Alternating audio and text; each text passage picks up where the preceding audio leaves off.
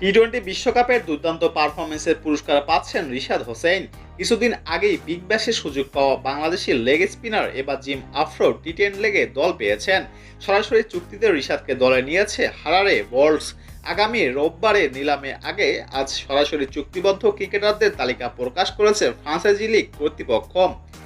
6 দলের টুর্নামেন্টে হারারেতে Dasun Shanaka, Jimmy Neesham, Kane লুইসদের মতো সংক্ষিপ্ত সংস্করণ মাতানো ক্রিকেটারদের সতীর্থ হিসাবে পাবেন উদীয়মান এই অলরাউন্ডার। হারারাতে আগামী 21শে সেপ্টেম্বর শুরু হবে এবারে জিম আফ্রো টি10 লিগ। দেড় সপ্তাহের এই টুর্নামেন্টের পর্দা নামবে 29শে সেপ্টেম্বর। রিশাদ হোসেনের দলে খেলবেন শ্রীলঙ্কান ক্যাপ্টেন দাসুন সানাকা, নিউজিল্যান্ডের খেলোয়াড় জিমি নিশাম এবং ওয়েস্ট ইন্ডিজের কেইন লুইসদের মতো আরও অনেক ক্রিকেটার। উল্লেখ্য, সরাসরি চুক্তিতে রিশাদ হোসেনকে দলে নিয়েছে হারারে বোল্টস। একমাত্র বাংলাদেশি ক্রিকেটার হিসেবেই জিম আফ্রো টি10 লিগ খেলবেন রিশাদ হোসেন।